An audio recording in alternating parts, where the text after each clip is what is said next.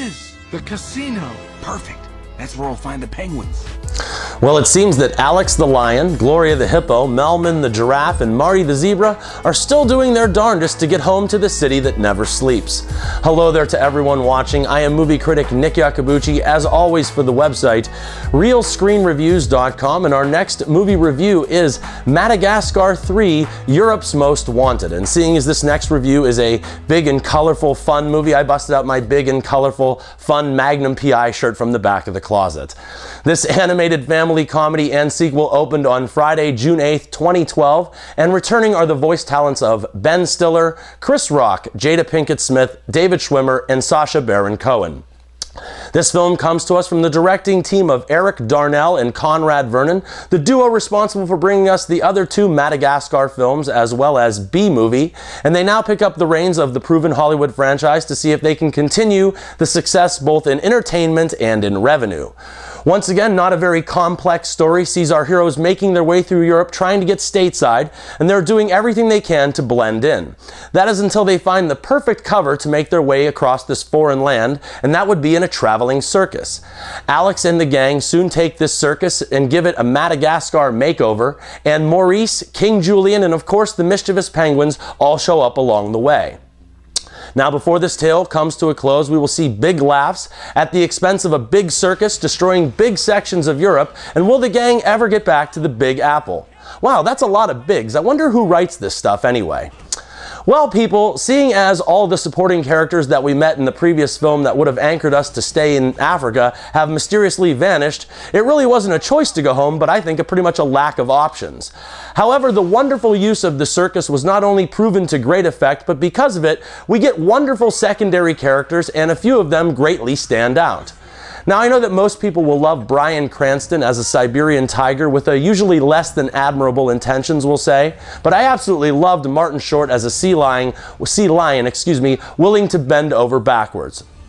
The best addition to this cast and the best addition to this film is that of Academy Award winner Frances McDormand. She brings to life Animal Control Officer Captain Chantal Dubois with a great accent and a behavior bordering on the Norman Bates. She was a wonderful choice to use as a voiceover character, and her overwhelming and vivacious charisma more than propels her as the film's biggest strength. This group of characters really seems to globetrot, and all of the stops and locations along the way added bright spots to an already bright film. As they jump from Monte Carlo to London and then to Rome, the change in locale just keeps the story fresh for the viewer. I also love when filmmakers intentionally go out of their way to put messages in their films for children that are actually worth listening to and learning from. Like the importance of friendship and hard work and the value that you have to set with each of those traits. Or there is also finding the true meaning in oneself and to do your best to not sacrifice what you know to be right. Now, not only is this Madagascar adventure a 3D movie, the three-dimensional technology was used to exaggeration and excessive intent. In this movie, they shove everything at you from noses to snouts, and I swear if they had a kitchen sink attached to somebody's face, they would have shoved that at you too. But to really compliment the filmmakers, they made the best use of this dimensional imagery in the background. They did their best to show depth as much as possible throughout the story, and they did it so well that it almost became unnoticeable. This third chapter looked better than the previous two, and the climax was more thrilling than either of its predecessors. And while I'm on it, the incorporation of the circus acts was not only eye-popping, it was out-and-out dazzling to watch. Now, just a few things on the downside, and I'm nitpicking here. First, some of the voiceover work was well over the top, or what I like to call Pepe Le Pew. Madagascar 3 also contains much excitement, adventure, and action, if you will, but these traits have replaced some of the jokes that we have become accustomed to, and I would have to say that this story contains less humor overall.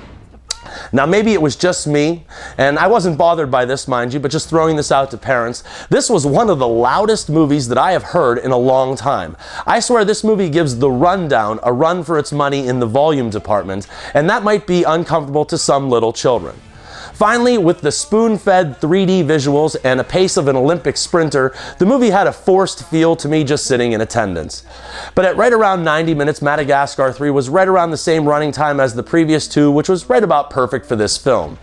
This was really just a fun film to be a part of, and seeing that this is going to go against Prometheus, Snow White and the Huntsman, and the new Piranha, this should easily find an audience this summer. This is one of those films where parents will laugh throughout and easily be as entertained as the kids that they brought in tow. This family film really has almost something for everyone. It has adventure, it has color and flair, great locations, and a villain bordering on the Maleficent or Cruella de Vil. I just don't know what else you could really ask for from a family film. Nick's Real Screen Review is a more than recommended 3 stars out of 4, and that's for the 3rd installment of our four-legged friends in the Madagascar series. And remember, people, I'm not always right, but only when it comes to the movies, and thank you for your attention. Remember, we just lay low, just until the heat dies down. We're invisible. Marty?